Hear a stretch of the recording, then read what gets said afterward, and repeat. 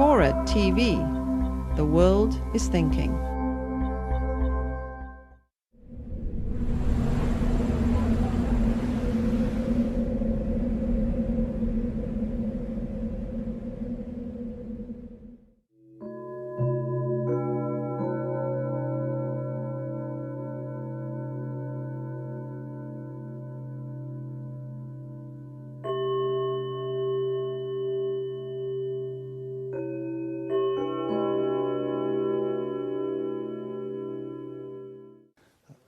Good evening. This is a Long Now Foundation event. My name is Stuart Brand.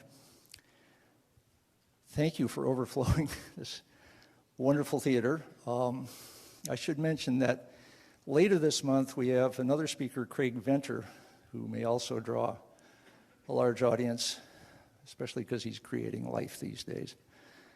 And in a sense, this is a second in a series of talks about thinking about the future. Only the speaker tonight says it's not the future that he talks about, but I'll bet that many of us interpret it that way. The last speaker was Paul Sappho, who is here tonight. Paul talked about techniques of forecasting, especially in technology, and sort of in the decade range of time. In a sense, he's looking at the future in a micro scale, in context of the Long Now Foundation, where we like to think of the last 10,000 years and the next 10,000 years. Decades are pretty quick. But in that period of time, large events have a way of happening. And so the speaker tonight is talking about the macro scale and macro events. Please welcome Nassim Taleb. So my talk is not definitely going to be about the future. I know nothing about the future. First of all, let me show you a picture of the book. The American Statistical Association has a special session on the black swan, and that's what they're going to do with my book in August in Colorado. I have to show up to be yelled at. The black swan. What is the black swan? First of all, it's not this wine. And let me explain to you that people, as part of our inability to think, to do second-order thinking, most people buy me this wine not thinking that other people are aware of the black swan wine and the fact that I write black swan. So please, if I ever invite you to dinner or something, please for Christmas, I just had an email today from students at Harvard. They want to piss off their professors by inviting me, of course. And they said we're going to have a reception, and they mentioned this wine, okay? So it's undrinkable. It's really undrinkable. All right. So what's the black swan? No, honestly, particularly the red wine. What's the black swan? Before the discovery of Australia, we had no reasons to believe that swans could be of any other color but white, or people in the old world. And effectively, there was an expression in medieval England. You'd sooner see a black swan than, say, for example, it was like saying when pigs fly, or when I don't know, when George Bush does something intelligent or something. There was immediately exception. So there was an expression until we saw Australia, and effectively the sighting of a single bird destroyed millennia of confirmation.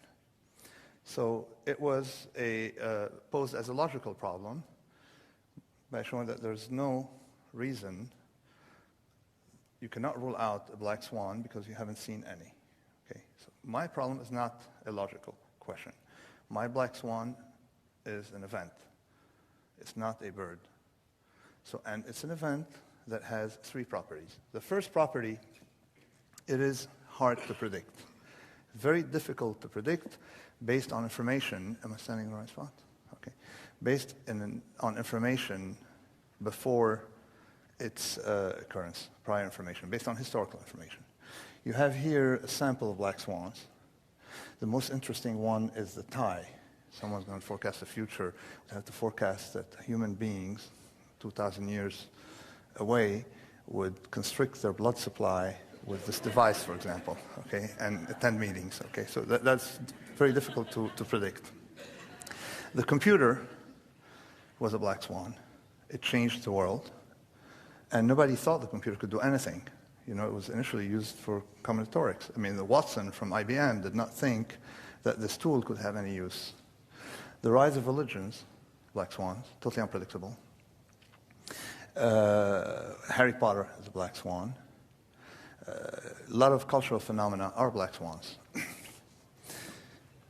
To me, the most significant black swan, and the one I'm going to focus next, a few minutes, is the First War. The First War we had after Napoleon, we thought for about 100 years that the world became civilized and that, you know, people became conscious of the need for peace. And you had this devastating war, the biggest war, something that destroyed, and of course it came in 2 volumes. You had volume 1 and then you had a sequel. So here we have black swans, events of low predictability, high consequence. But the most vicious part is the following one, is that before the fact, they're extremely predictable, but after the fact, you know what? We saw them coming.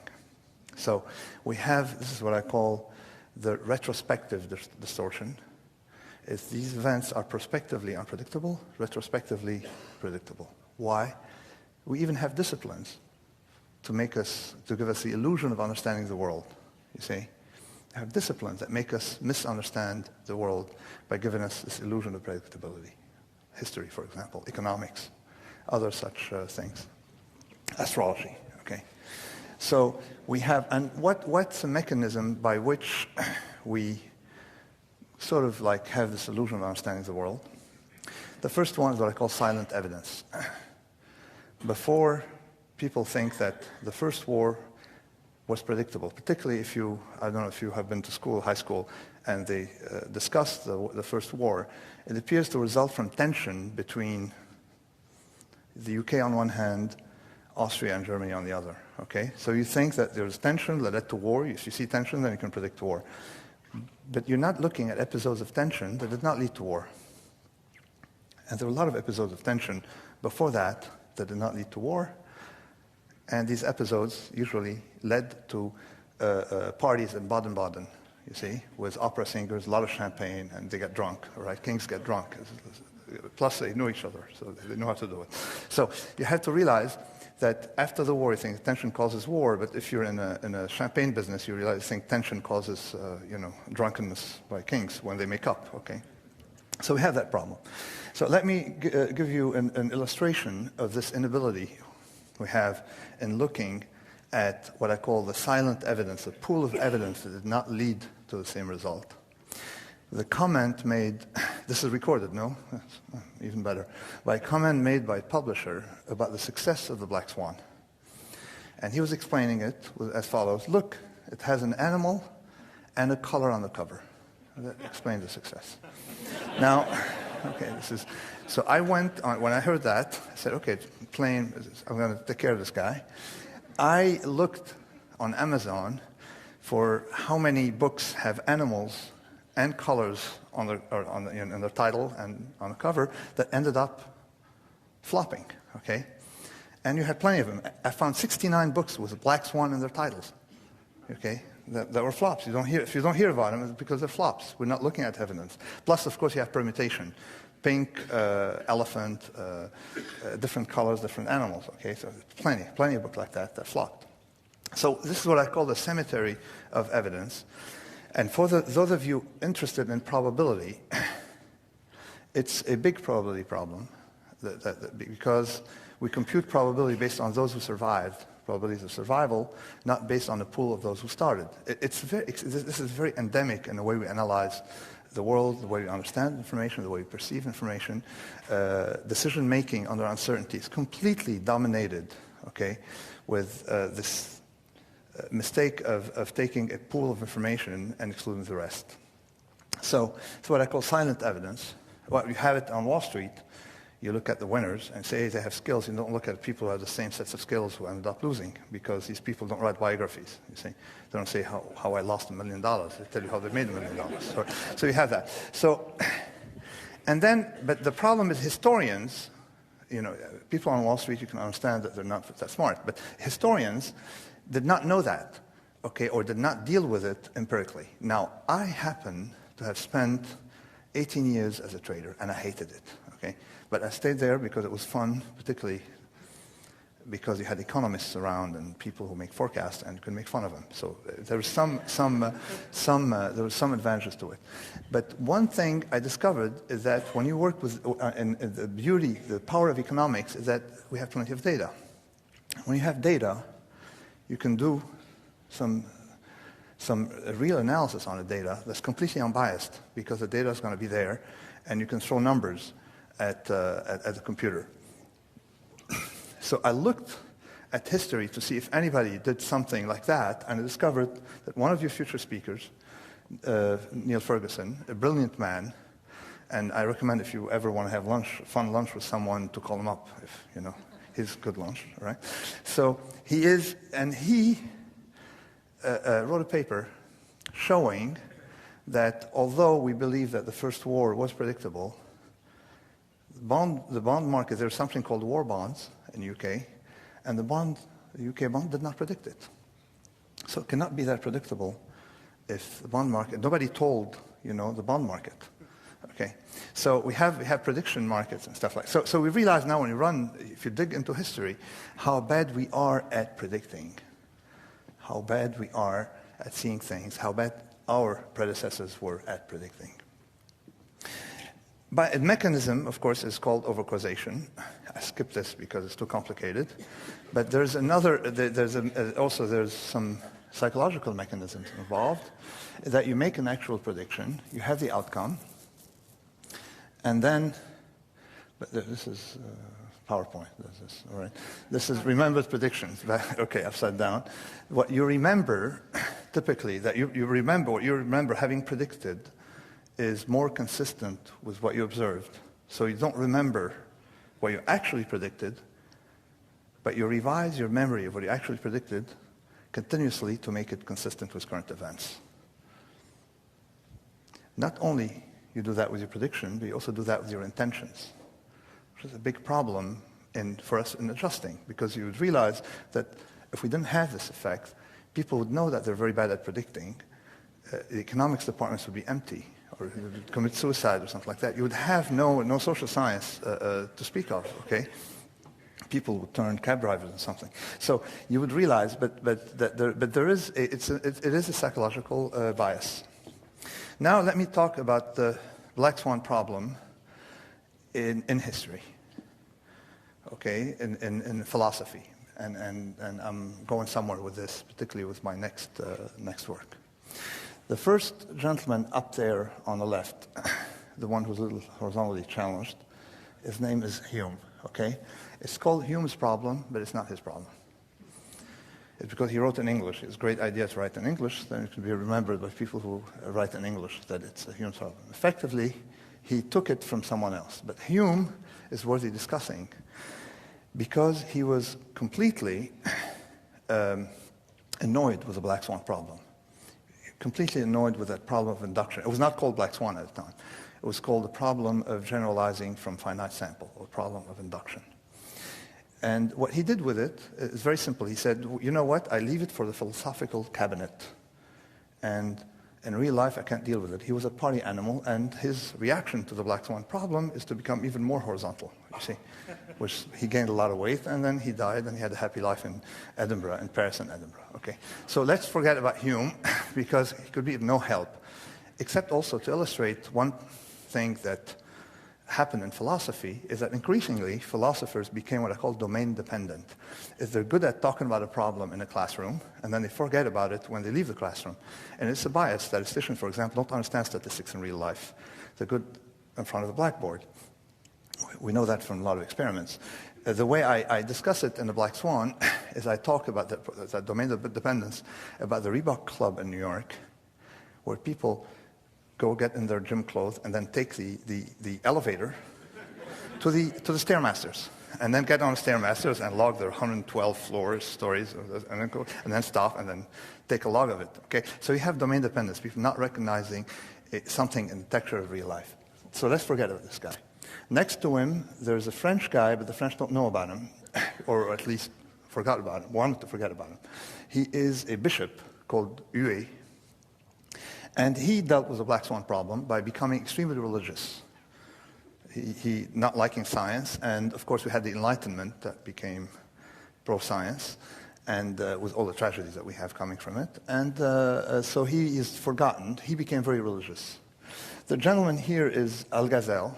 He was the Arabic language. The Arabs call him an Arab. The Persians call him a Persian. So he's an Arabic language philosopher who attacked the classical philosophers by writing a treatise called On the Incoherence of Philosophy, a very famous treatise, and he created Sufi Islam out of his thing. So the black swan problem led these two gentlemen to become extremely religious.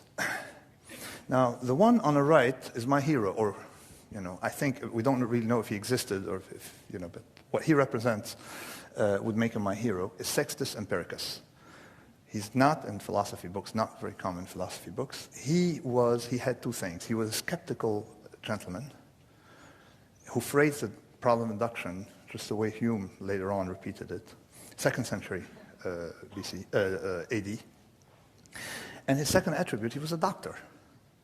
So there was a school of medicine, of decision makers under uncertainty, called the empirical doctors, who were damn good doctors. They did not like theories, did not like to generalize, did not like to extend into unobservables, okay? Did not like to go from what they know to what they don't know. Extremely careful. They called themselves empiricists. They did not like to generalize. And these people were extremely successful. Unfortunately, they were completely, medicine became intellectual rationalists, that we thought we understand the human body. So these people were out of business for about 15 centuries before medicine came back via the barbers. Okay, their ideas came. And if you guys are alive today, it's because these guys, or their ideas, or because barbers, not because of intellectual doctors, the contribution of intellectual doctors. Finally, there's a gentleman, I'm sure you recognize him, particularly if you live in Berkeley, all right? So this is Karl Marx. All right, so Karl Marx had this idea of he wanted, in his thesis on Feuerbach, he said that philosophy, was just talk, let's do something with it, unfortunately. But so his idea was to turn knowledge into action. So my idea is the exact opposite, how to turn lack of knowledge and lack of understanding into action. So this is pretty much my talk. And how not to be a turkey. In The Black Swan, this is my cousin who did this story of the turkey. In The Black Swan, you have the turkey is, in my book, The Black Swan, turkey is fed for 1,000 days. Every single day confirms to the turkey that butcher is extremely, or the human race in general, is extremely interested in its welfare, increasingly, until, of course, when the black swan happens. I'm interested in the story of the turkey, one, because it shows the black swan story, and the consequences of inferring from observables. But the other one is that for the turkey, it's a black swan. But for the butcher, it's not a black swan. Okay? So black swan depends on the set of knowledge you have. Now, if we're going to have an earthquake here, you have to make contingencies, all right? If there's going to be an earthquake, the following slide will probably take care of, what I have to say, all right? So make sure that you listen to the next slide, because it summarizes my position on the black swan. There are two provinces, Mediocristan and Extremistan. And by the way, I thank Chris Anderson for suggesting the name Extremistan. I gave him the manuscript. I had a nerdy name, all right? And he suggested something else, and it was Extremistan. I owe it to him, all right? And so In Mediocristan, the following properties hold. Let's play this following thought experiment. Say we gather 1,000 people randomly from the planet, okay? And you bring them here, you put them on a scale. Put them all on a scale. Of course, well-built, made in California scale, extremely well-built, okay? And make sure you have one Frenchman, but not more, okay, because you have people standing next to him, all right? So on a scale, and so you have them, okay, and you weigh them, all right? Then try to imagine the heaviest human being you can think of who can still be called a human being, and add him or her to the scale. You have 1,000 people. How much of the total will he represent? How much? 0.3%, 0.5%, 0.3%. I don't know, in California, but typically, it's 0.3%. The heaviest human being on the planet would be nothing, but that's from the total. So in Mediocristan, the following rule holds. When your sample is large, exceptions can happen, but they're not going to be consequential to the total. So this is a domain I call Mediocristan. That domain, everything you've learned in statistics, or almost everything you've learned in statistics, applies to Mediocristan. And it's called the law of what? Large numbers. Okay. That as your sample becomes large, you're not standing the but also it tells you can diversify your portfolio. It tells you why insurance companies somewhat survive, although they don't quite survive that well. Okay? It tells you a lot of things about, okay, but without this supreme law of Mediocristan, you would not have statistics. Now, this is a problem because let's take the very same sample of 1,000 people, and you're going to have people from Rwanda in your sample, the very same sample, and try to think of the heaviest person you can think of, who can still be called of the wealthiest person you can think of, who can still be called a person. He is not far from here, I guess, no? All right. He can still be called a person, but borderline, no? Okay. And add them to the sample. How much of the total will he represent? Okay, it'd be 100%. Okay. He worth, what, $60 billion? The remaining 2,000 would be worth $2 million? All right. You have people from Biafra in there. Okay. So the supreme law of Extremistan tells you the following. Whenever you take a large sample,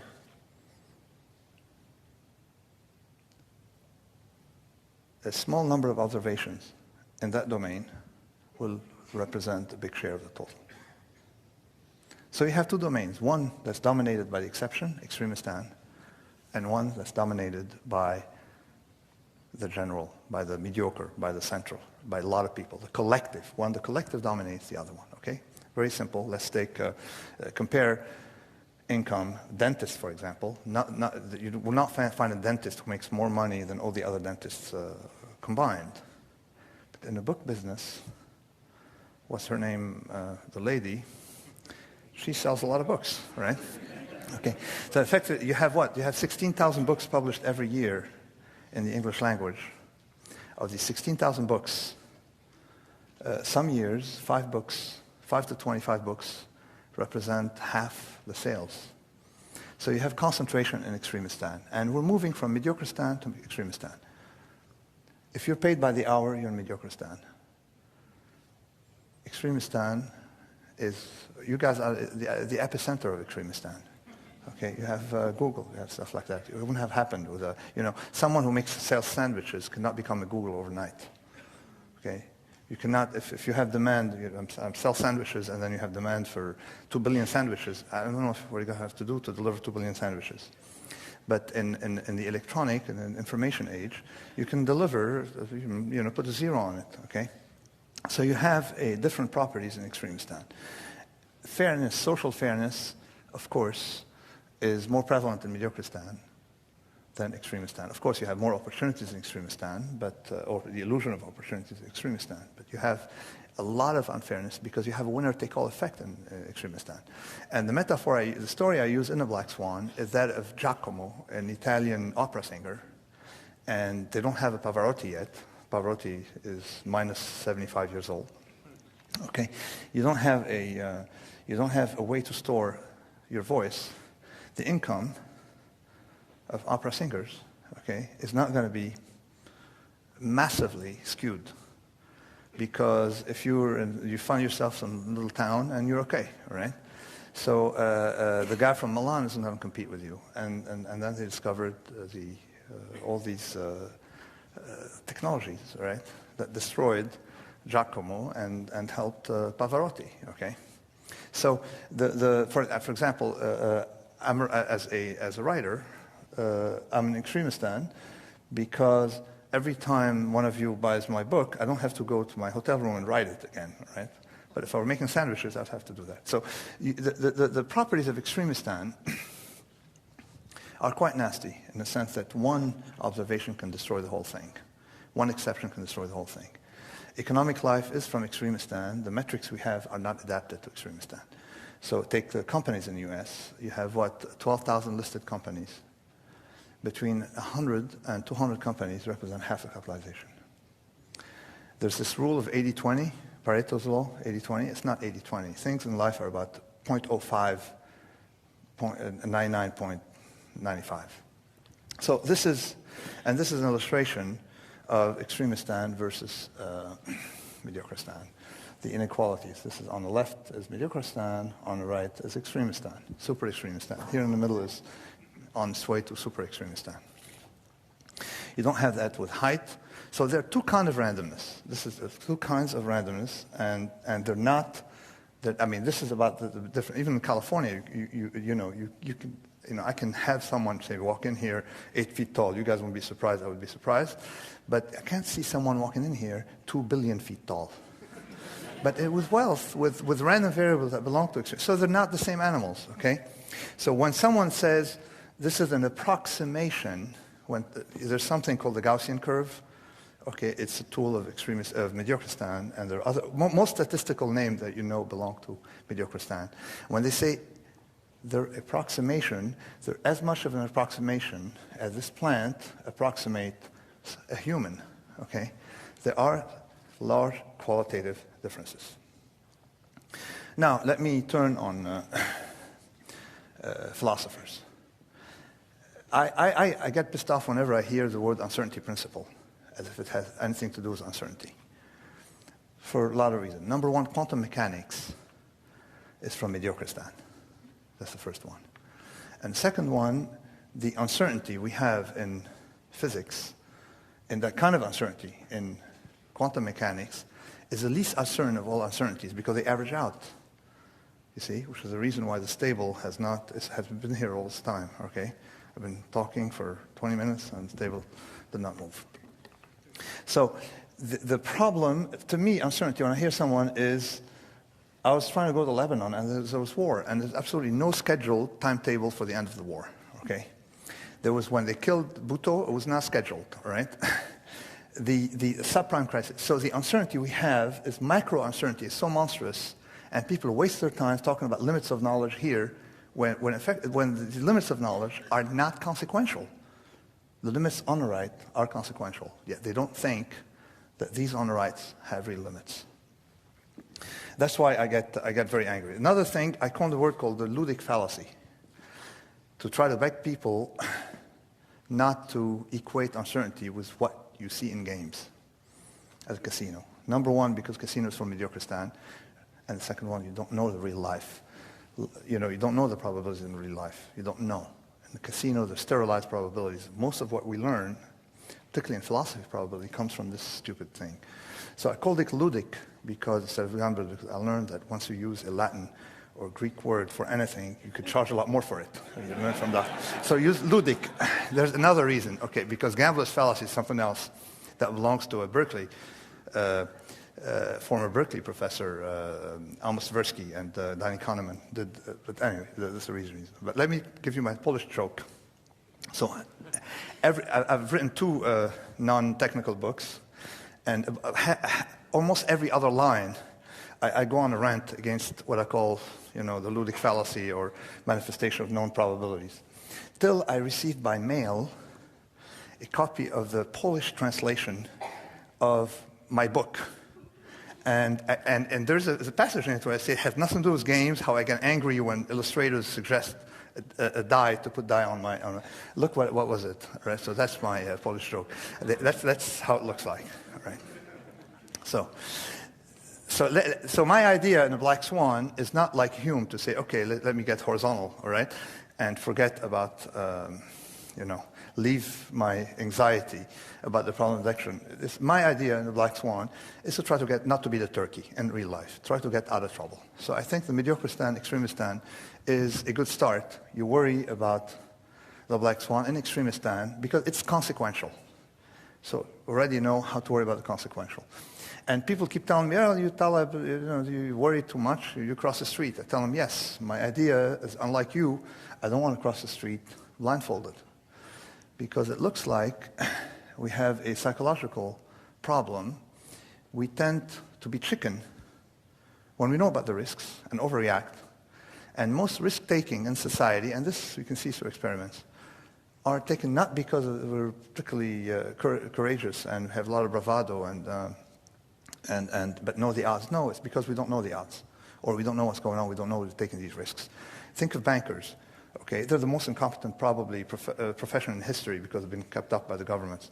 But the bankers, all right, they take a lot of risks. They think they're not taking risks. If they knew the risks they're taking, they would change. They would become plumbers or something else, you see. So they don't have the temperament. So a lot of people take risks because they're blindfolded, not because they are conscious or they see what they're doing. This is classical in finance. Is that you see frequently the Dear Investor's letter when someone does well for about, and then every single metric in economics will give them low-risk profile for 12 years. Right? And sure enough, at the end, they have that, that letter. It's usually a very standard letter. Dear Investor, surely these events as much of a surprise to us as they are to you. and then, but I saw a letter sent by some folks in 1998 who had a pseudo-Nobel in economics. And I saw the one sent recently with subprime. There was no linguistic evolution. The same thing, right? Dear Investor. So this is what I've been fighting. This is a typical illustration of the problem of adduction I want to try to avoid. This is what you see in finance or in anything where you're going to have, this is a performance. It's going to be dominated, variation are dominated by, this is 20 years, by a small number of observations. Always have that. Yet people chit-chat about small variations all the time. I was talking to Ferguson, and I got in my head that maybe I should start thinking about history. So I went to the bookstores to fill up with books of history, historiography. We're thinking about doing some way of dealing with randomness and history by comparing Mediocristan to Extremistan. And if you were to do a quantitative history, like simplify history to a simple stochastic process, that would be quantitative. On top, you would have a Mediocristan type history. At the bottom, you have an Extremistan type history, where you don't have a lot of moves, but guess what? When you have a move, it's going to be abrupt. So most of the time, nothing happens, and then you have big jumps. History jumps. It doesn't crawl. And that was a statement I made in the Black Swan. And against everything that was known in historiography, la longue durée, all that stuff. Next, let me talk about the experts. This is going to be in a subway in London, okay? Ignore experts, okay? Some experts, not other experts. Not all experts, all right? And we're going to see, not the plumber, all right? Plus, you need the plumber, okay? Let me start with the mathematicians, all right? I don't know, I'm sure there are plenty of mathematicians here, enough, so a few would be insulted. That's probably what I would like to do, okay? So I spent some time working with mathematicians of randomness. And of course, I made the following discovery one day when a gentleman was giving a lecture of why mathematics were important in society. And he was explaining how traffic lights were optimized and so on, and so forth. Mathematics is great. And I thought about it. What if we wrote an anti-history of mathematics? Number one, of where mathematics has not been useful to society, extremely destructive. And the second one instances in which society did not need mathematics. So mathematics plays a very small role. But owing to self-serving biases, they tell you what they do for you. So don't tell you what they don't do for you. It's like politicians. So we have the feeling that they're important. Of all the space of possible equations that we have, the one mathematicians can handle is minute. So what they do is they want something they can prove. The number of things we can prove or use theorems for is so small that mathematics is very, whatever can be mathematized will be suspicious. Now, we were spoiled in physics. They tell you, look, it works in physics. We were spoiled in physics. Although, there's a lot of things in physics that have not been mathematized. But how about medicine? How about economics? How about all these other fields, okay? They give you, this is called the confirmation bias. Like politicians, they do tell you what they did for you, not what they didn't do for you. By confirmation is trouble for a lot of reasons. First, let me show you this slide. This is, do you see it well? Yeah, a bunch of nuns, okay?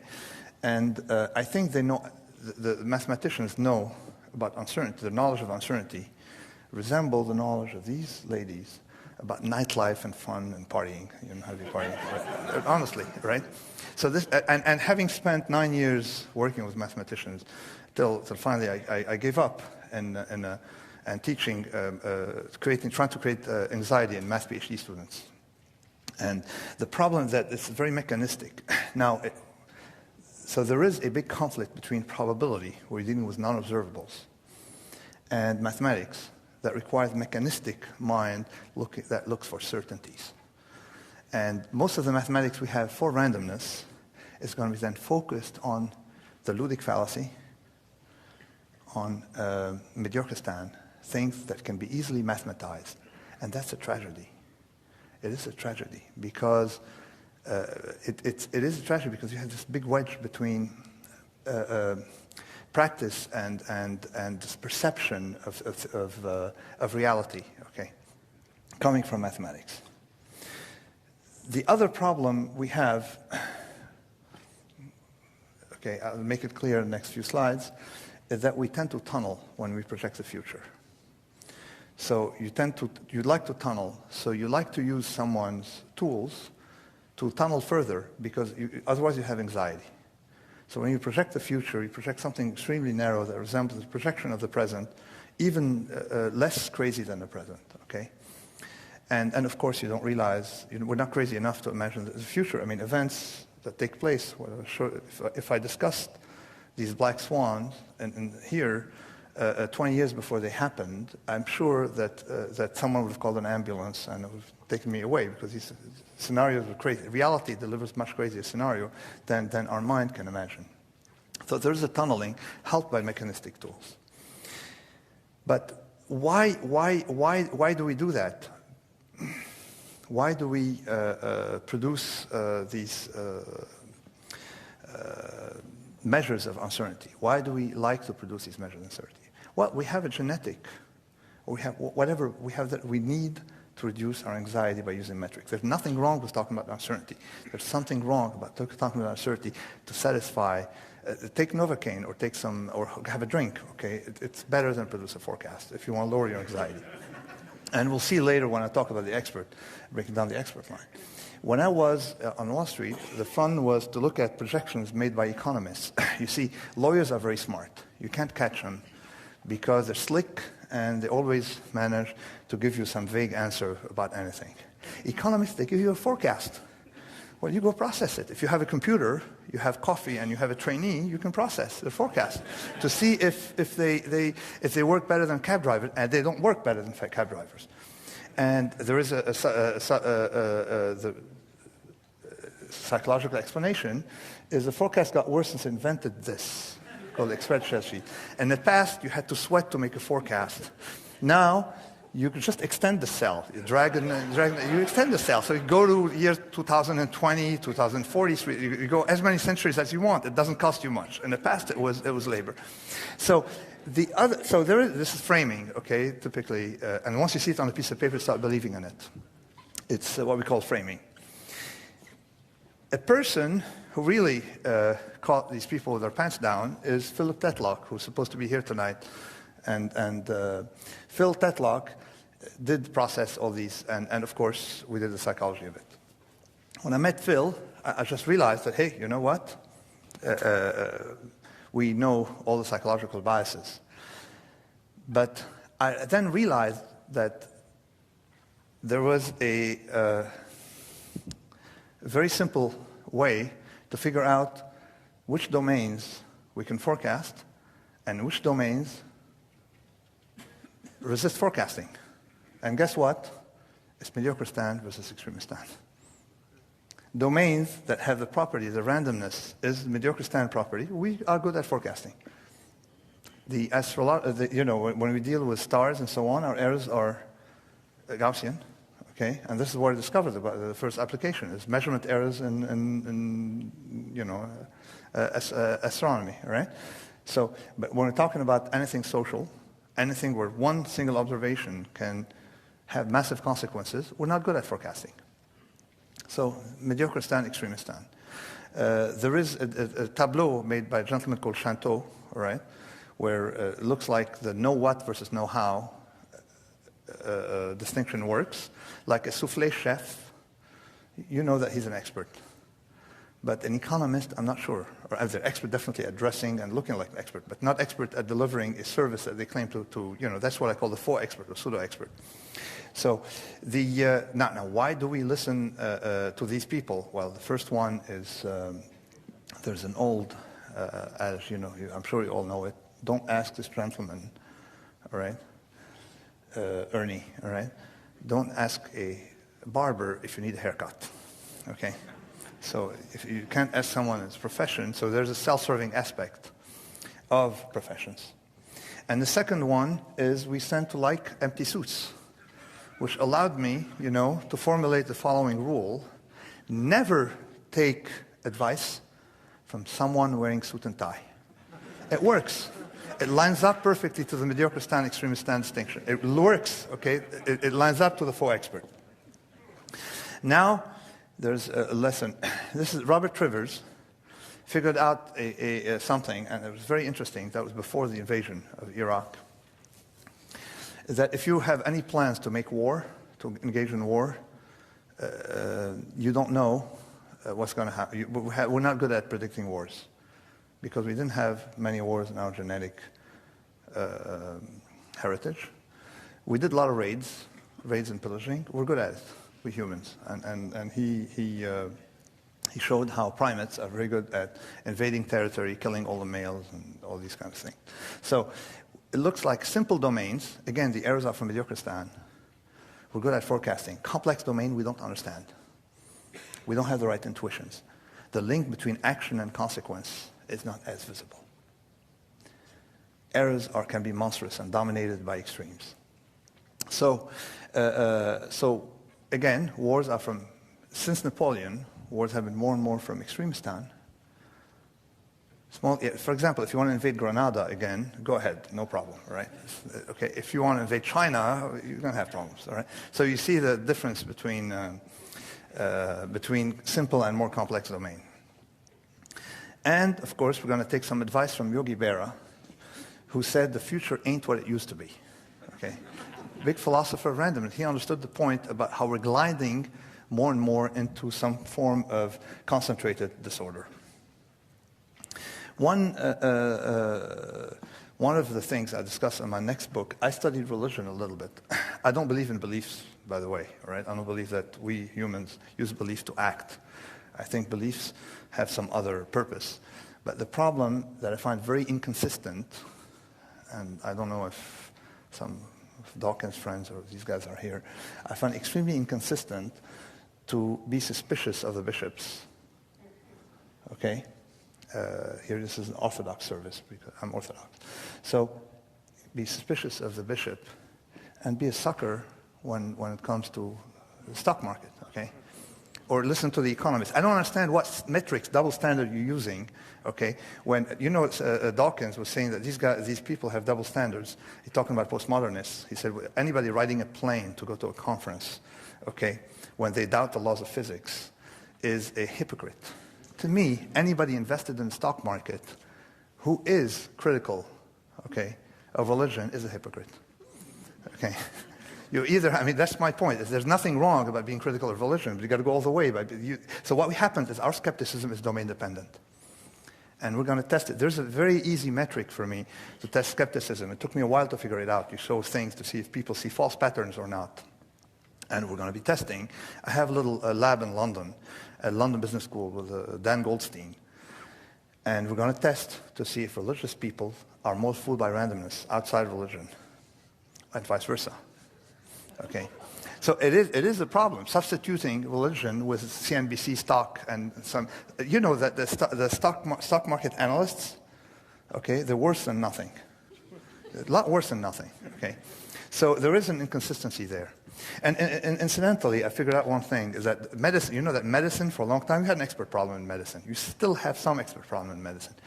Medicine killed more people than it saved, particularly in the late 18th century. Late 19th century, okay, till discovery of penicillin, okay? And why? Because of something I call the illusion of control. And if by going to a doctor, you wanted to do something, going to a doctor to do something, you hurt yourself. So going to the temple of Apollo or something like that, or any form of religion, so long as it takes you away from a doctor, is going to be beneficial for you, all right? So that's the idea of religion. People don't, I have a notion of religion that sort of conflict with the rest.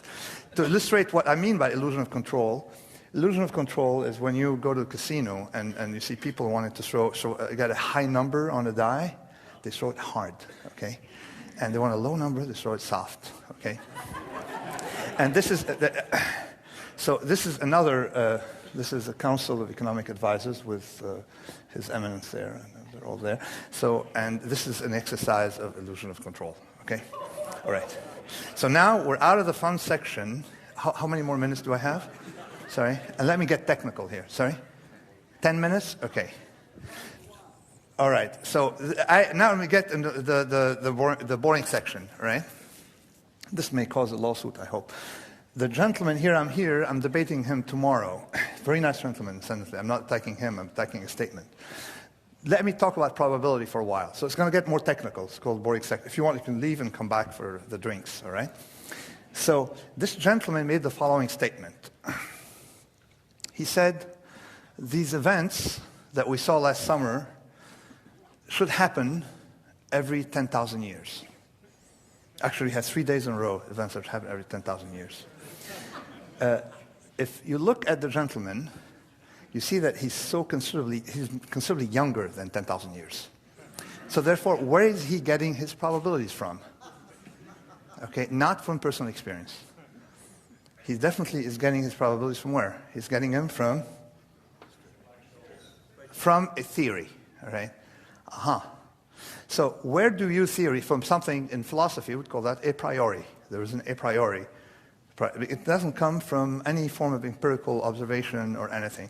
And I don't know if 10,000 years ago we were trading, we don't have the records of what they were doing then, and if they were trading, how sophisticated they were, what computers they used. So we have a problem with claims made about small probabilities, because the smaller the probability, the less observable it is going to be, the more you're going to rely on theory, and theory is going to be fragile. But let me add something to that problem.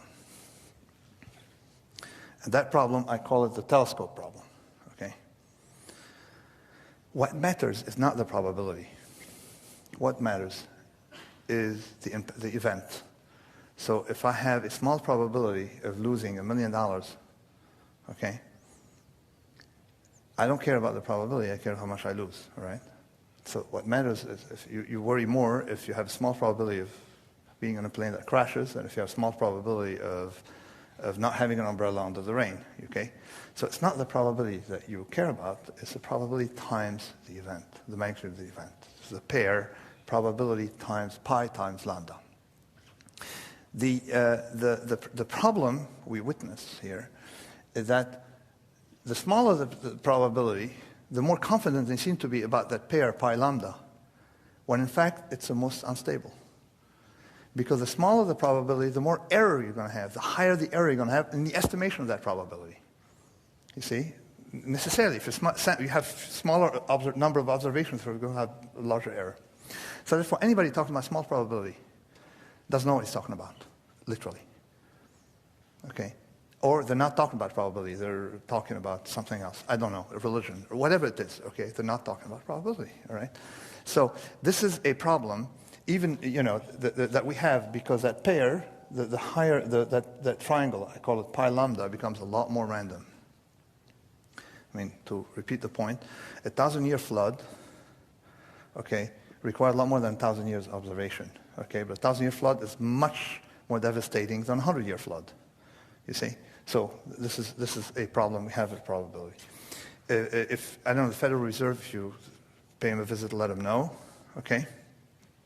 Which brings me to prediction markets. Very quickly, I'm going to go over the boring section here. People use some idiotic statement that we're good at predicting number of collectively better than individually, that we know since Galton, number of beings in a jar, okay? They infer that we can predict sociopolitical events. First statement, you can see the difference. These are from Mediocristan. Your errors are not going to be monstrous, okay? The number of jelly beans here. The second one is that when you predict probabilities, it's much easier than predict total contribution of the impact. You see? If you have a small probability of having Bill Gates or super Bill Gates, it makes a big difference. Prediction markets, we may be able to predict prediction markets because it's a binary event. There's no consequence. It's just yes or no. You see? So whether it's extremistan or non-extremistan, it may be okay. But even then, you cannot rely on the probability. Using these prediction markets as probability, look at today.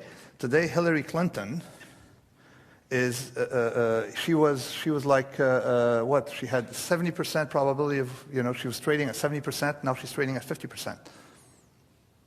So these probabilities change all the time. How can you rely on them as indicators? It's like people think that probabilities are like the temperature.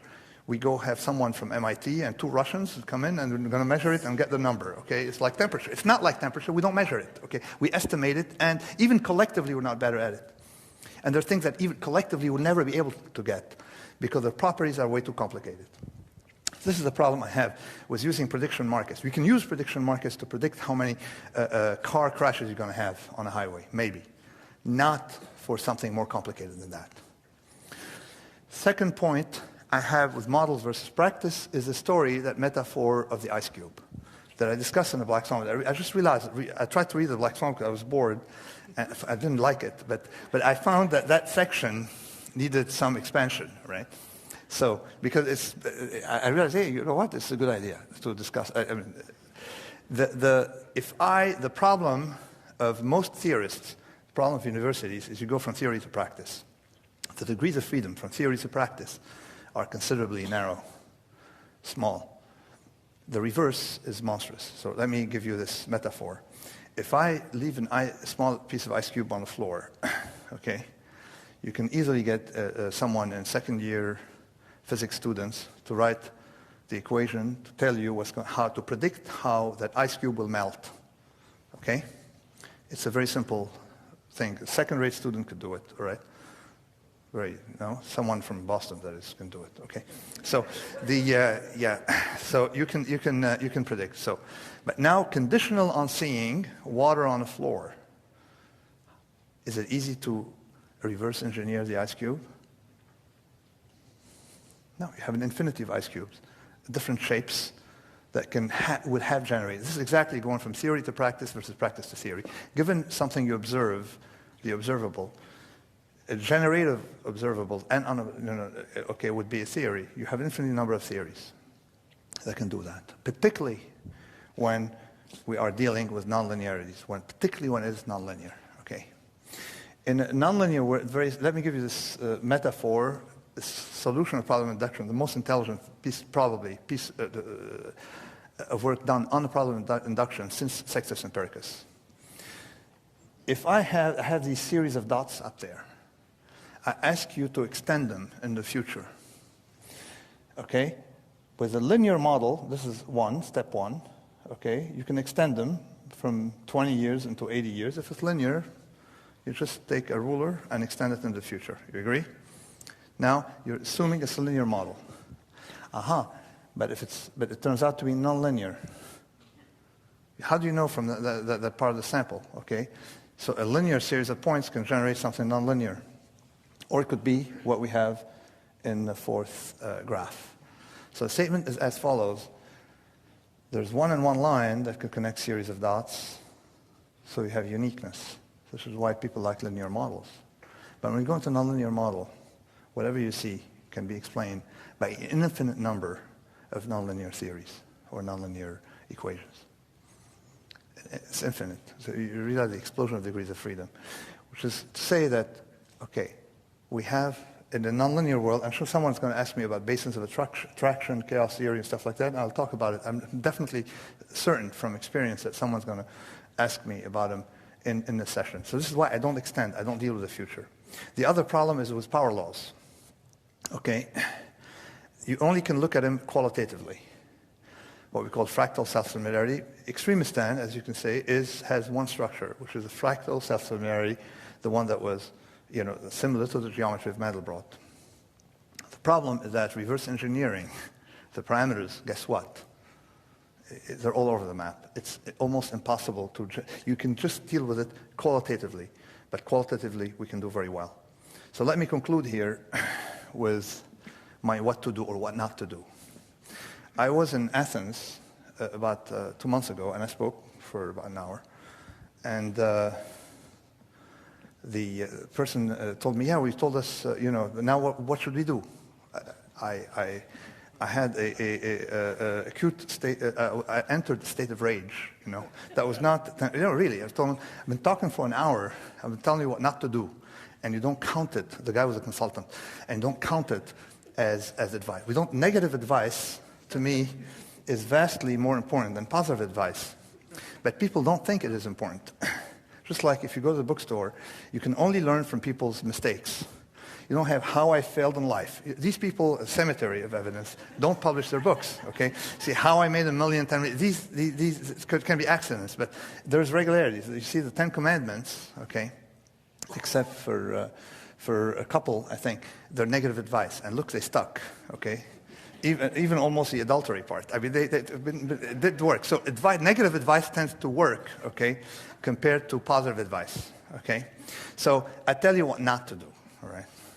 What not to do is not to rely to use forecasts in a very qualitative way, not to use them for anxiety relief. I told you what not to do throughout. So only a charlatan would go in and say 10 points. I'm trying to resist it because I do not want to be a business strategy type charlatan with 10 steps to success and how to become a millionaire, all right?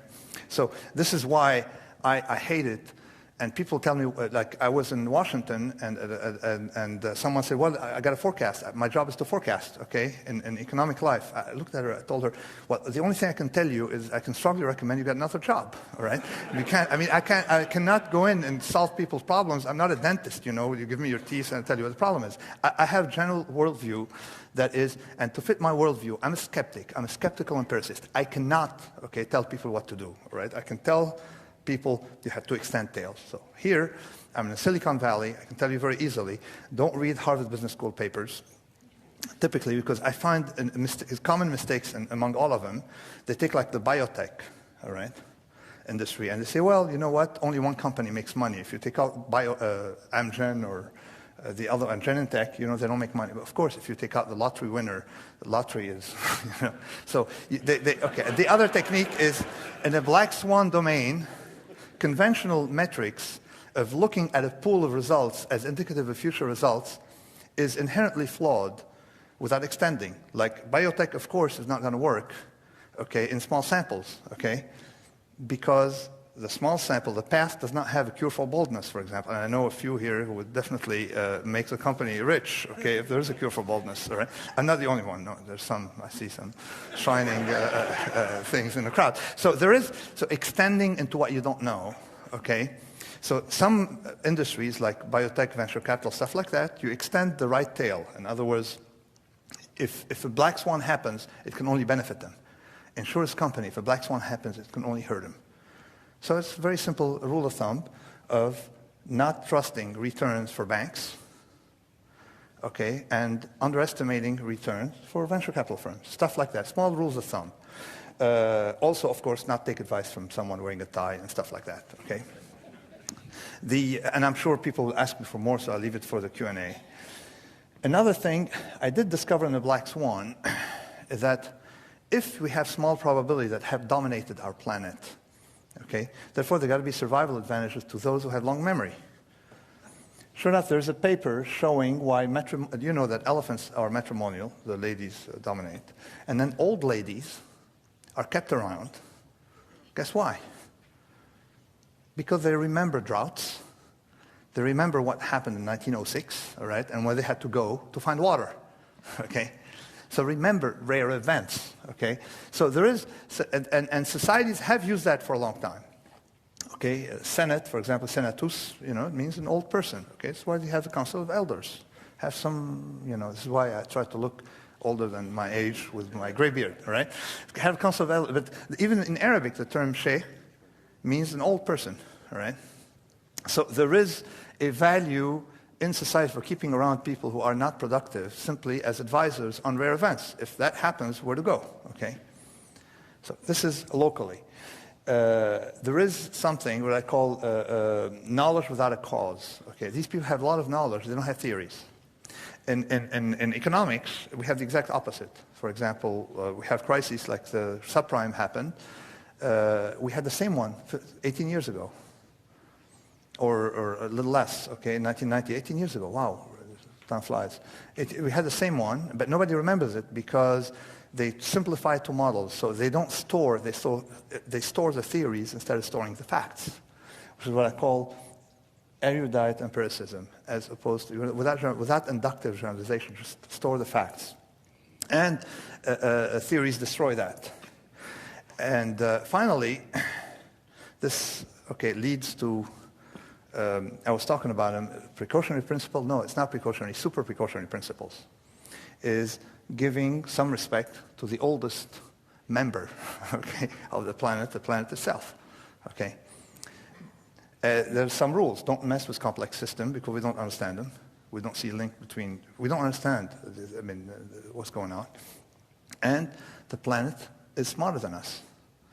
That's the topic of my next book, is how we're a lot better at doing than knowing, okay. The difference between explicit and implicit knowledge. And we're better at heuristics than theorizing. Theories, we do that for entertainment, I think. And then we give ourselves the illusion. Like universities, if you look at the track record, they're a lot better at a PR, telling you what they've got, than at really doing things. It's sort of like you take birds, you lecture them how to fly, and then they fly, and you explain, you know, the miracles of aerodynamics, okay? So so we have, I mean, of course they contribute, but not, we are a lot better at doing. Why? Because of evolution. And this is, okay, this is the works of evolution, right? What we have on this planet. The result of things that have been longer than us. And it knows a lot more than we do. When I go back to the medical empiricists, these people were hyper-skeptical. But get what? One thing they did is they respected tradition and age. And age-old practices, even if they didn't make sense to them. In other words, you had to have the default is to go with what was done, rather than you needed to override the default. Likewise, it leads me to hyper-conservative, approach to ecology. You don't have to explain why you don't want to pollute. You don't want to explain, come up with some theories, particularly if the theories can be fragile to someone like me who can go in and show how you can, show errors in all these forecasting models to justify not polluting, okay? Thank you very much. I think I'm done. I said a lot of things, crammed them in 50 slides, and thanks. So I stay here.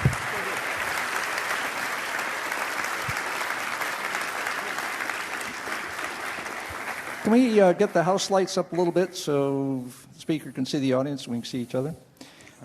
Say a little more about the sequence of events in your trilogy. The first book, the book that you mostly talked about tonight, and the next book. Yeah, no, the first book is not an interesting book. It's called Fooled by Randomness. But I wrote it, like half, when I was half trading, half, when I wanted to kill time, and it was not very deep. So I managed, I managed to rewrite the same book with a black swan. Nobody realized. No, a publisher said, "Oh, it's the same book," and I explained to them that people go to church every Sunday to listen to the same story. All right. So so I rewrote it in a more intelligent way with the second one, and now I'm rewriting the whole thing a third time, completely differently. As I said, focusing on I'm taking empiricism to the limit. Knowledge without a cause. I don't believe in knowledge, and I'm discovering things. After the Black Swan, I met a lot of people who gave me evidence that things like in the clinical trials, you think that that's what the person was looking for. In fact, no, they retrofit their story and stuff like that. So my next book is going to be a little more drastic. Drastic how? Because I'm going to make more enemies. Now I already have only economists as enemies. The rest, this is a crowd that's not very hostile. Tomorrow, the crowd is going to be very hostile. Anybody in finance typically they have this, Phil Tetlock observed, he said there's a huge cognitive, how do you call it, cognitive dissonance, listening to me, because either I'm right and what they're doing is wrong, or I got to be a nut, right, or something like that. So they of course, they go for the second option. So, but at the same time, they don't feel comfortable. They say, "Well, I have no argument against it." So, so the next time, I think anybody in academia or a lot of people in academia will have this, animosity towards me, which would be more fun. Yeah. What enemies of the current work surprised you? Enemies of what? Sorry? Of the current work. Who was scandalized by this book that surprised you? Well, economists, because I explain.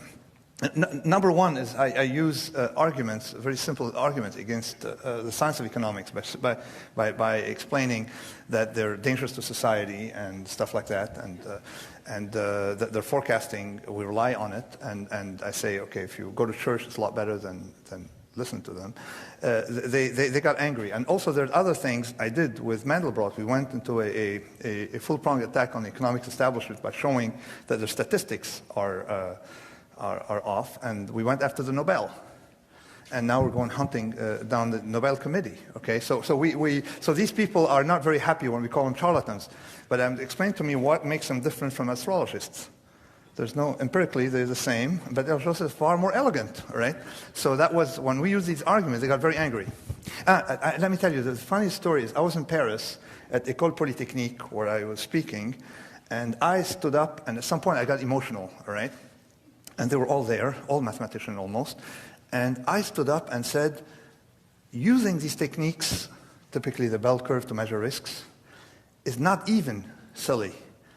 It's immoral, I said, sort of shouting, right? There's a gentleman who's from the French, stood up, I'm a member of French Academy of Science, and so on. It was a scandal, so I had to stop. That was my best episode. All right. All right, a bunch of quick questions here. Maybe we get quick answers. First one's from Sequoia Hacks. Where is Sequoia Hacks? Is that a real name? Probably not. What's going on at the threshold between extremist Stan and mediocre Stan? Okay. That's an interesting question. A lot of people have dealt with extremist Stan, mediocre Stan somewhat in statistical physics, where people talk about critical point. Per Bach spoke about criticality that generates power laws. That's not my point. My point is very simple, that pi lambda representation causes me to assume extremist Stan as an extension of unobservables. So it is epistemological. In the end, I'm nothing but a philosopher, okay? And I'm a skeptical philosopher. I cannot make a statement about transition points. The other statement I would like to make is a statement about dynamics versus statics. People are very good at trying to explain things using dynamics because you get tenure by showing a complicated mathematical paper. There have been a lot of papers on the dynamics that generate extremist Stan. Starting with Yulee, about bacterial population, something called preferential attachment by Zipf and Simon, right? By a lot of papers showing rich get richer, big gets bigger, Matthew effects, the poor gets poorer because he gives his money to the rich, okay? Now, all these models are very simple. okay, but they don't explain the world because the Google guys, all right, came out of nowhere, and the big guys tend to die, okay? So they can't explain why the S&P 500 today, only 75 companies survived the last 40 years. Okay, if big gets bigger, we should have one big company on Earth. Okay, so what you have to do to improve these models is start adding a twist that makes company go bust when they get very big. And come back to my nonlinearity. Now you have an infinity of models and much smaller set from which to calibrate, and it's going to be difficult. Here's an internet question from Mike. Will the internet and internet connectedness in general bring us more toward winner-take-all extremistan, or, with its empowerment of the amateur, more toward mediocrity? We're unfortunately going towards winner-take-all extremistan more and more. I'm sorry to say that. This is life, but it's a very destructive extremistan. When I looked at what the internet has created, is at the same time that it created a winner-take-all effect, it created a pool of future winners coming to destabilize the top. And that's the long tail of my friend Chris, who got me invited here, Actually, no. Philip Tetlock got you invited. Phil Tetlock, okay, thanks. The idea of having a pool of people destabilizes, so the dynamics are even more complicated. So you have an extremistan, it's not the same winner every time. Now, look at it. Look how short was the road from 0 to Alta Vista back to 0. Okay? And now it was from 0, from college dorm to Google, back to, no, sorry. Sell. So you understand what I mean by the unstable. It's extremistan, more and more unstable. Do you ever buy stock? No. I thought so. I mean, I buy, okay, let me tell you the idea. Portfolio for someone who doesn't understand anything about the world. The statement I can make is have the maximum amount of zero risk securities and a small amount in maximum risk securities. So I have a medium risk portfolio, but I'm not making any claim, okay, as to my tail beyond, say, my loss. So I have 7% invested. That's all I can lose, all right? So I'm not making a statement on future. You know, and let me tell you one thing in finance. When they say they can measure tail events, can measure tail events, when they say a risk can measure, past risks don't predict future risks. That's the first thing that shocked me. Past risks do not predict future risks. So you don't know. I mean, this is all verbiage about stock market measures of risk. Speaking of stock markets, we had a question here from Oliver. How do you explain Warren Buffett's record? Oh, this is come back to my picture of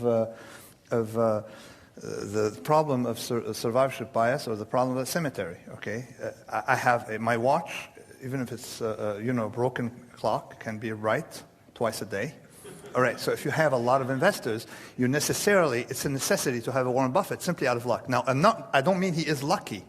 I'm saying I'd like to withhold judgment. The only two people I think who are not lucky, there's no luck. No, I'm not saying he's necessarily lucky. I say I don't know. Because randomness, you have so many people trading, you necessarily will produce someone like that. The only two people are Soros, but don't tell him, all right? And then there is the other gentleman from Renaissance, okay? Simon, he's not lucky. He's beyond, he is definitely, but what he does, he's not a speculator. He's just like some Walmart stock, taking liquidity from one market to the other. There's no exposure to uncertainty in his models. So, from Max, the question is, what does extremistan say about the power of the individual to influence events? Unfortunately, it says two things, just like the same thing as a butterfly. You know the story of the butterfly. A butterfly in India flapping its wings. That's a metaphor for chaos theory, okay? Can generate a snowstorm in Tahoe, okay? But how many butterflies are there in India, right? How many things like butterflies in India or snails in Guatemala, right? So you have a lot of small things, okay? So I don't know. The problem that you have is at the individual level, it's a winner-take-all effect. So you have to realize that you have a huge decoupling between skills. Skills are necessary. I'm not saying they're not necessary. They're necessary, but can lead you nowhere. In extremistan, dentists, any medium-skilled dentist, okay, any dentist can survive, okay, but I know from writing, you have 1 million manuscripts of novels floating around, Okay? I'm sure there are marvels in there. It's Extremistan, only if you will be published. That's it. Well, that may be a little different with the internet question because the eyeball issue. The books get looked at by not very bright editors. Yeah, you're not right, you're right about that. And stuff in blogs and online, and Kevin Kelly's, instead of publishing a book, is doing all this stuff basically as a sequence of blog items. And Chris Anderson did his book, The Long Tail, pretty much online before he did it as a book. I see. So there you're getting a much larger, it's more than a sample. You're getting a lot of human intelligence focused on something you're interested in, making a book which is both good and popular. Is that a different world? I think for nonfiction, in the world of ideas, in our world, you probably, the online reduce the randomness of, if you're smart. This is how I did my first book, Fooled by Random. Nobody wanted to publish it. Nobody, all right? Because I have fictional characters in my book, okay? And then, and I have rejection letters. If you want, I can, show you. It's a lot of fun to read them, okay? After they explain to you why they're not published, why it's going to be a flop, all right? And Fooled by Random sold hundreds of thousands of copies. So I left it on the web, and someone picked it up from the web. So you're right, but it was sort of like an idea book. Idea books, ideas, they find their way. But novels or nonfiction is not the same. You have the consciousness, our consciousness cannot harbor too many works of art. It's limited. That's what creates the power laws. It's too limited. Our consciousness is too narrow and getting narrower. This is why you have Harry Potter. Okay, I showed the English, and now everything's moving to the English language, California, something to do with California. So everything's concentrating, you see, in our knowledge of languages are dying by the minute, and because of Extremistan, English is winner take all. They took everything, and it's easier to communicate, in the same language. And yet you're a polyglot and are comfortable in 10 languages or so. I'm not comfortable in 10 languages. I barely speak 6. English today. No, whatever. It's not that languages don't. I mean, you read them. You don't use them. But the idea of first of all, languages survive by luck. Okay, English is probably the worst possible language. Okay, to have as a world language, and it's becoming. Not English, bad English. It's become the world language, Citibank English, you want to call it. The spreading, okay, because of a piece of luck, and then start spreading. That's it. This is why we don't have Esperanto or Serbo-Croatian as a world language. It's just a piece of luck. As they say, the language of science, heavily accented English. Russian English, yeah, this is the... But the perspective you bring has a feeling to me of coming from enough different angles that your comfort in a number of different languages. Is that some part of your own mental heuristic that you can think more strangely than most? No, I'm just interested in languages because, for example, I was reading the text, okay, when you see translations, they don't mean the same thing. Like, for example, very simple translation. I'm interested in religion now, and if you know a little bit of Greek, you just realize that the credo doesn't mean I believe in God. Credo pisteo. Pisteo means I trust, which is a completely different statement. So there's no statement of belief. Belief is something for extremely modern, and now it was translated into belief. So knowing languages sometimes allow you to see nuances in words. Particularly Arabic is definitely a potent one, because a lot of the medieval texts come from or went via Arabic or translated via Arabic, and you have a lot of mistranslation of things. Mm-hmm. What's your interest in religion? My interest in I have an interest in belief. Sorry, in belief. All right, belief. Because I think belief plays a role. Mm-hmm. Okay, belief is for entertainment. I think that at the end, I was trying to explain to myself in the shower what was it that I wanted to do next, and I tried to just realize that we're not that different from primates when you go to the zoo, except for our brain, and it didn't go very far. So I mean, you see it in daily life and stuff. So that's sort of my point. So So this is why I have this interest in belief is still skin deep. The other problem in religion is that I think that the mind does not like the vacuum, to quote someone else. But our mind doesn't, I forgot. Does not like a vacuum. So religion has worked, I'm conservative, has worked for a long time to fill that vacuum. And it works a lot better than science or modern science. So you're suggesting that one way of finessing a lot of the illusions of rationality you've been talking about is basically belief. No, my point about, no, I'm not, I don't recommend religion. Tradition? I am saying, sorry? Tradition, would that do? I'm saying that if you remove religion from people's brains, they get into something vastly worse. Nationalism killed a lot more people, or economics, something even, stuff like so you got problems. So this is my or social science or psychoanalysis, you see. So you might as well keep them to religion. And it comes back to a statement made that was the esoteric, the problem of Averroes, which was taken by Spinoza later.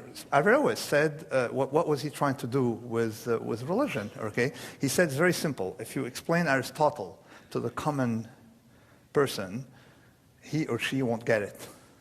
So we got to tell him what to do. Therefore, religion plays a role. That was Averroes, okay, the biggest thinker of medieval Islam, okay. And later on, it was taken by Spinoza. It was exoteric, by saying the Bible is there for a purpose because it's a good story for people who don't have the intellect to understand what I understand. Spinoza. That was his statement, okay, in different terms, of course. So the idea of religion for the masses, all right, the opiate of the masses, all right. I remember when I said the stock market is the opiate for the middle class. I'd rather give them back their opiate, all right. I don't need it, but I'd rather give him that opiate than give him some other, opiate that's vastly more dangerous. That was my. But if you can do without this, it's okay. If you can, right? Odds are people can't. Raises the question how you can be a skeptic without being a cynic. Do they go together? I mean, people call me iconoclastic, but I have a huge devotion to some people like Mandelbrot or some other people. So I have different icons. But cynic, I don't know. I mean, there's some people I despise, and you say it. I'm compromising. It's easier to explain. I'm compromising. You say things the way they are, without mincing words, and you stick to it. So you get some heat. It's okay. All right, you keep sticking to it. Particularly that I was lucky not to have been an academic from the start. Because when you're an academic from the start, you're socialized. So you're afraid of offending this guy. I have no allegiance. Look, I have no allegiance. So offend, that's okay. I give, and then if I feel guilty, I give money to charity, then I'm okay. All right. Question from Nicole Boyer. How does focus on black swans affect quality of decision making? Does it increase paralysis or inaction? That's exactly the opposite. It makes you take a lot more risk in some domains. I take a lot more risk in some domains. If you're aware of black swan, focus your risk-taking on some things, not others. It makes you take a lot more risk in tinkering, trial and error, and a lot less risk when you rely on someone's opinion who can be a full expert. So it makes me take a lot more risk in a lot of domains. I take a lot of risks. I'm not afraid of risks that some other people are, and vice versa. Okay. I'm afraid of the stock market, but I don't understand it. I don't think anybody else does, by the way, based on track record. So I don't take that risk, but there are other risks I take. Okay, Kevin Kelly handles the questions, handed me one by himself. Gene therapy is a drastic unknown technology, for an example. We have millions of years of experience with breeding, in a sense, and maybe 8,000 years of serious breeding, and zero experience with engineering life. So Craig Venter, who will be here in a couple of weeks, should we not dare engineer life? Should we do this but don't dare predict it to see what happens? C, predict about possibilities but don't believe what our predictions say? Or D, go ahead and predict. Okay, there's going to be dinner. No, I can't. The problem I have is I cannot, there's so little I know, I only talk about things I know. If you knew, should we do something in that? I know I have no idea, but no, I think, I'm a skeptic and a highly paranoid skeptic, all right, with things I don't understand. But I don't want to, make a statement on the subject, but I'm not familiar with the whole background. Okay. I don't know, but if you want to talk about invasions, I'd be ready to talk, but not this. All right, let's go to one you know, Neil Ferguson. Peter Schwartz here has a question. Neil Ferguson, with his counterfactual histories, uses multiple interpretations of history as allowing for invisible evidence to develop an alternative scenario. Is that a way of dealing with black swans? Yes, definitely. He and I are do the same thing. If you have the same, he the first person to understand my book. He was the first person to write about my book and say, this guy I felt understood after reading him. So he understands counterfactual history, alternative scenarios. You can't take the visible, you have to take invisible. What could have happened? Let's not stick to the observed. But whenever you have non-observables, that outcome wouldn't have happened, to have richer view of history. So this I agree. My view of counterfactual makes us even more, makes the interpretation of historical events even more fragile to error, okay, so it's hard to be a historian. But I think I agree from that standpoint, with this counterfactual, yes, the introduction of counterfactual. Probably most of this audience is going to vote tomorrow. We're having this election from the primaries. What's, looking statistically at voting, what's your sense